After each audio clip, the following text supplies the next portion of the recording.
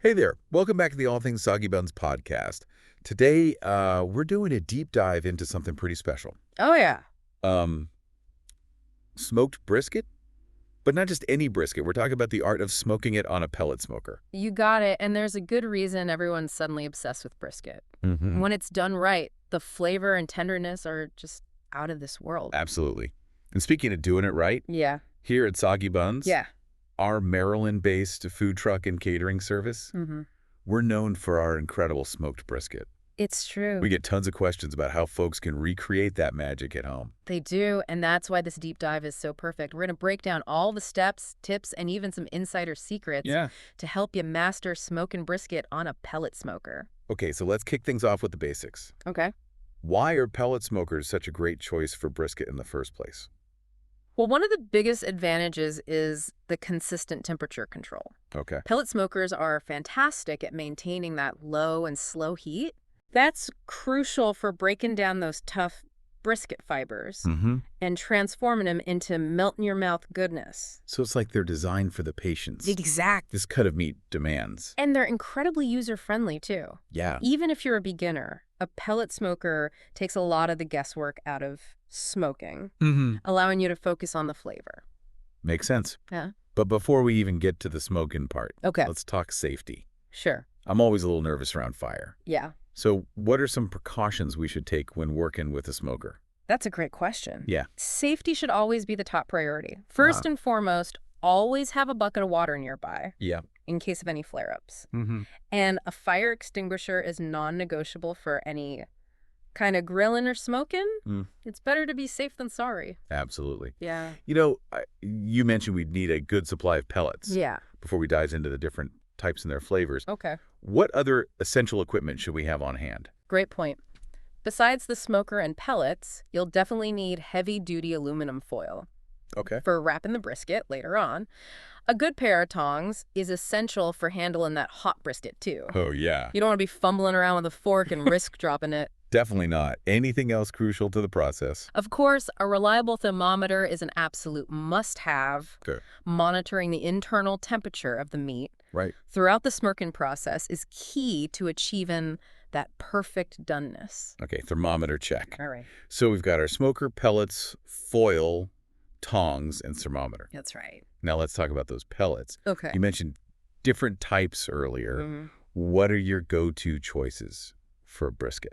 If you're looking for that classic, bold, smoky flavor that everyone loves, Yeah? you can't go wrong with hickory or mesquite. They're check. real crowd pleasers and pair beautifully with the richness of the brisket. I love those. But what if we want to try something a little more unique? A little more outside the box? Then I'd suggest experimenting fruit woods like apple, cherry, or pecan. Okay. They add a subtle sweetness Yeah. and a touch of complexity to the smoke flavor, creating a really interesting dimension. I'm intrigued already. Yeah. You know, I'm picturing applewood smoke with that savory brisket. Yeah. It sounds amazing. I bet you've tried some pretty interesting combinations in this Soggy Buns kitchen. We have. We love to play around with different wood types and see how they interact with the meat. Right. That's part of what makes smoking brisket so much fun. There's always room for creativity and personalization. I love that.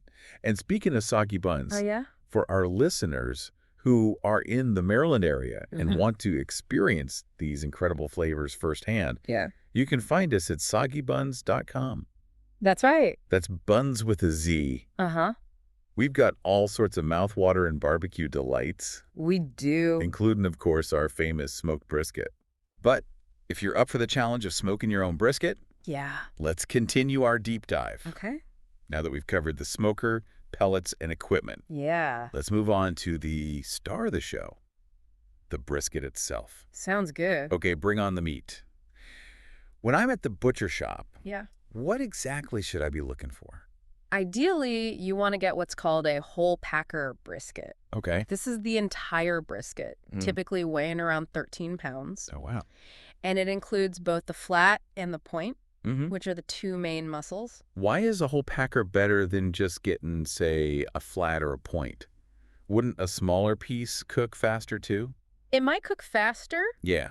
But the whole packer really does cook more evenly and Wow. gives you the best of both worlds in terms of flavor and texture. Okay. The flat tends to be leaner, Mm. while the point is richer and fattier, so together they create a beautiful balance.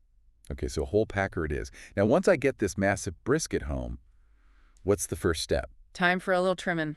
You'll want to remove the excess fat and any tough silver skin. Right. This helps the smoke penetrate the meat better and ensures a more tender result. So we're not going for a completely lean brisket, Right. but we are trimming away some of the fat. Yeah. Is there a certain amount we should be aiming for? You want to strike a balance? Yeah. You definitely don't want to remove all the fat Right. because it adds flavor and keeps the brisket moist during cooking. Okay. A good rule of thumb is to leave about a 1/4-inch layer of fat on the top. Got it. So now we've got our brisket trimmed and ready for the flavor party, right? You got it. Now it's time to season it up. Bring on the rubs. What's the best way to go about seasoning a brisket? I've seen so many different recipes and techniques online. Yeah. It's a bit overwhelming. You know, sometimes the simplest approach is best. Okay. And that's definitely true for brisket. Yeah. A classic dry rub is all you really need. I love easy and delicious. What makes a good dry rub? What are your go-to ingredients? Well, salt and black pepper are the absolute essentials. Okay. They're the foundation of a great brisket rub. Yeah. But from there, you can get creative.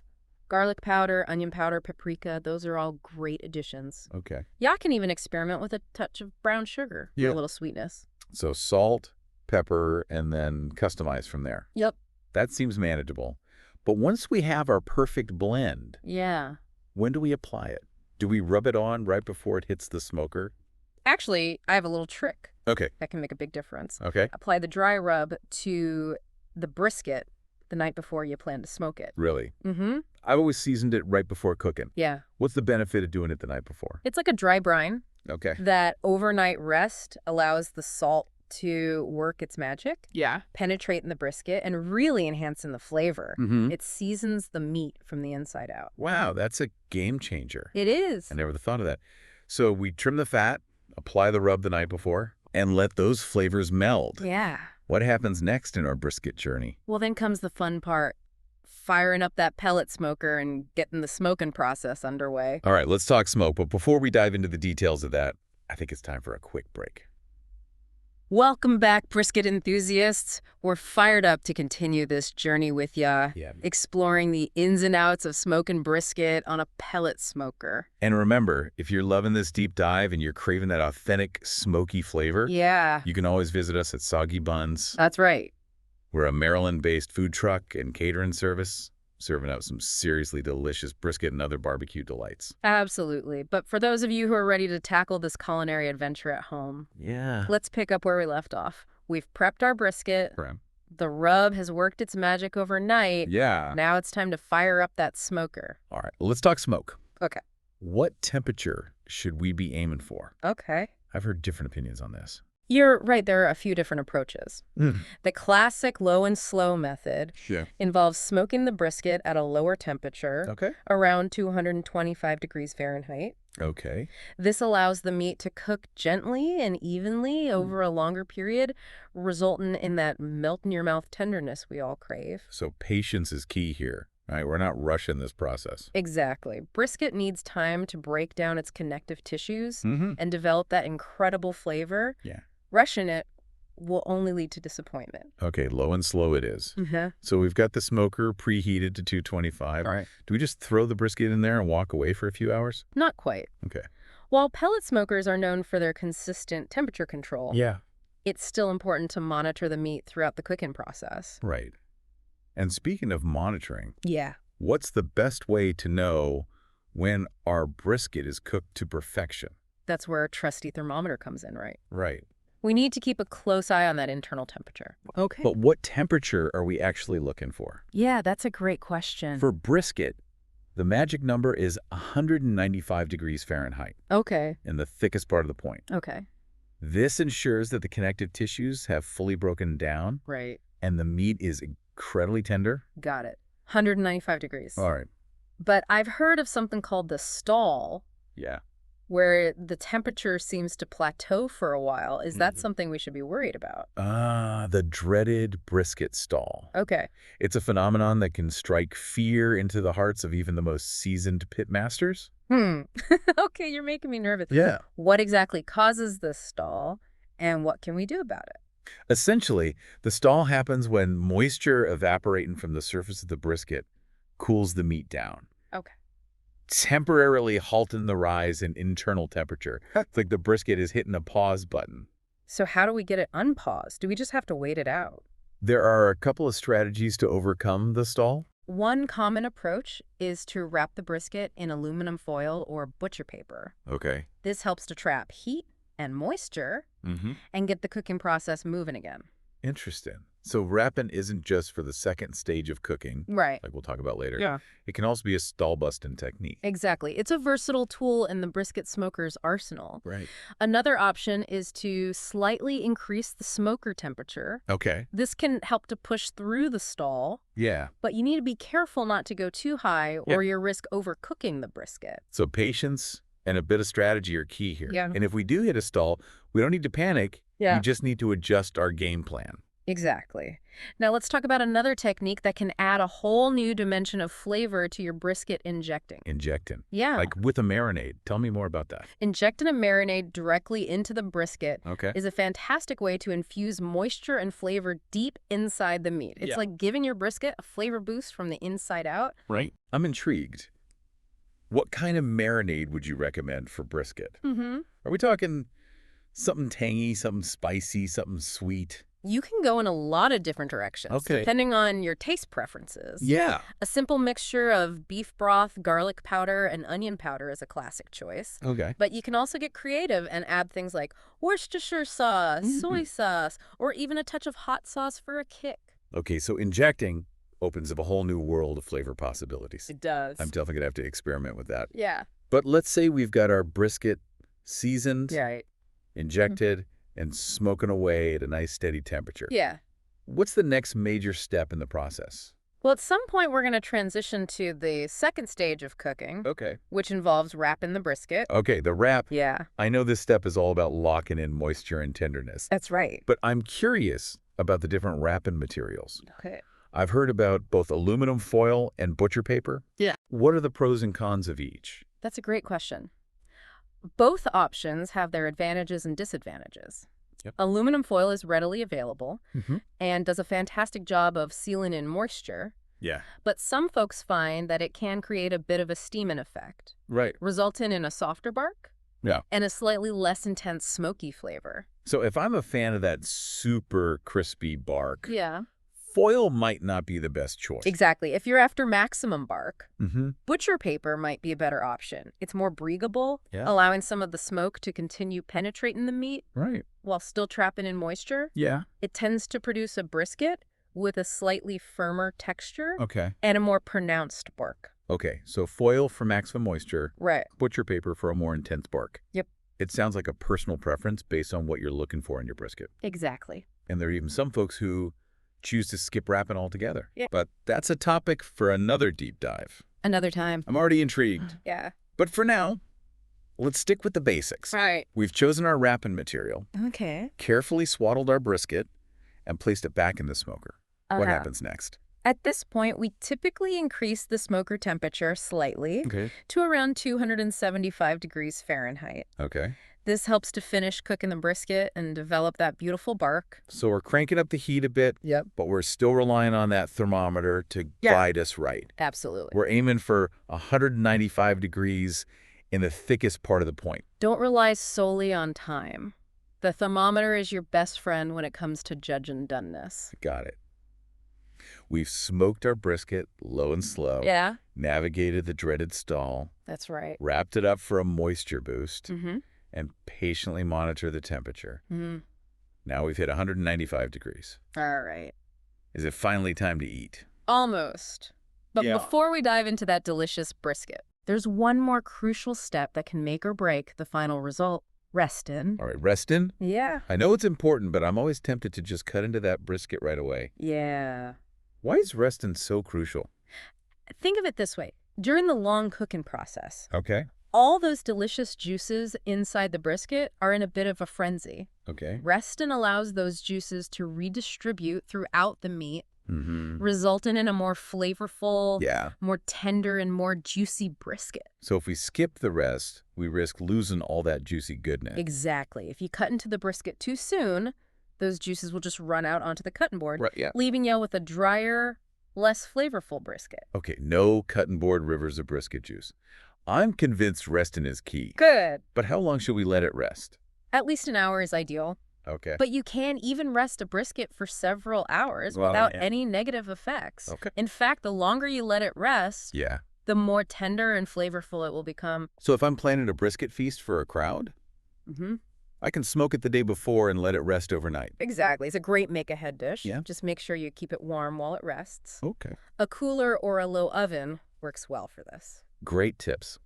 So we've rested our brisket. Yeah. Those juices have settled down. And we're finally ready for the grand finale, the slicing and serving. Right, the moment of truth has arrived.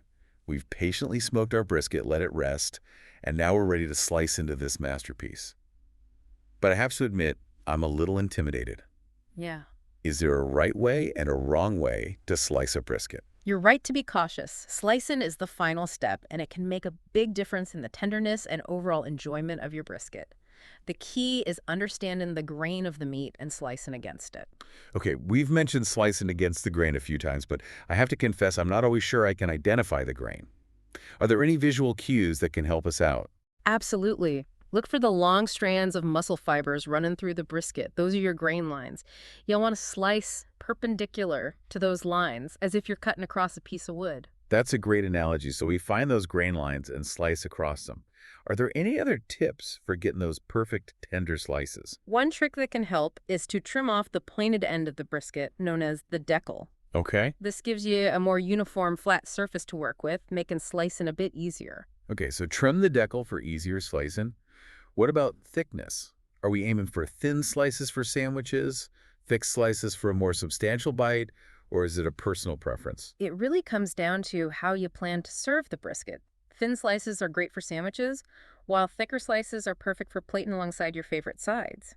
You can even cube the brisket for tacos or nachos. The possibilities are endless. I love that versatility. And speaking of possibilities, I know we've been focused on smoking a whole packer brisket, but are there any other cuts of brisket that are good for smoking? Absolutely. While the whole packer is the most popular choice for smoking, you can also smoke a brisket flat or a brisket point individually. The flat, as we mentioned earlier, is leaner, while the point is fattier and has more intramuscular marbling. So, if we were going for a leaner brisket, we could opt for just the flat. And if we wanted something richer and more decadent, we could go for just the point. Exactly. It's all about personal preference and how you plan to enjoy the brisket. This is also fascinating. I'm learning so much about the nuances of brisket. You know, we've talked a lot about techniques and tips, but I'm curious, what are some of the most common mistakes people make when smoking brisket for the first time? One of the biggest mistakes is not being patient enough. Yeah. Brisket takes time, and rushing the process will only lead to a tough, dry result. Another common mistake is not monitoring the temperature closely enough, which can result in overcooking or undercooking. So patience and a watchful eye are essential. They are. What about trimming? Are there any common trimming pitfalls to avoid? Yes, some folks trim away too much fat, thinking it will make the brisket healthier. Yeah. But that fat is essential for flavor and moisture. Remember, a quarter-inch layer of fat on top is your friend. Okay, fat is flavor. What about seasoning? Any seasoning slip-ups we should be aware of? One mistake I see is people using too much salt in their dry rub.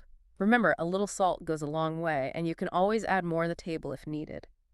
Another mistake is not letting the rub penetrate the meat long enough. That overnight rest is crucial for maximum flavor. Got it. Season with restraint and give that rub time to work its magic. Now let's talk about that final slice. We've sliced our brisket beautifully. We've got our sides ready to go. Any last-minute tips for serving and enjoying this smoky masterpiece? My biggest tip is to let the brisket rest for a few minutes after slicing before serving. This allows the juices to redistribute and ensures each slice is as tender and flavorful as possible. So a little post-slice rest is the final touch. Any suggestions for sides that pair perfectly with brisket? Oh, the possibilities are endless. Coleslaw, potato salad, baked beans, mac and cheese. All of these classic barbecue sides complement brisket beautifully. I'm getting hungry just thinking about it. And if we happen to have any leftover brisket, which I doubt, but just in case, What are some creative ways to use those leftovers? Leftover brisket is a gift. It's incredibly versatile. Y'all can make tacos, nachos, sandwiches, chilies, or even breakfast hash. Okay, now I'm really hungry. We've covered everything from choosing the right brisket to trimming, seasoning, smoking, refting, slicing, and even enjoying those delicious leftovers. I feel like I've earned a PhD in brisket. You have. You're ready to conquer the world of brisket smoking. I couldn't have done it without your expert guidance.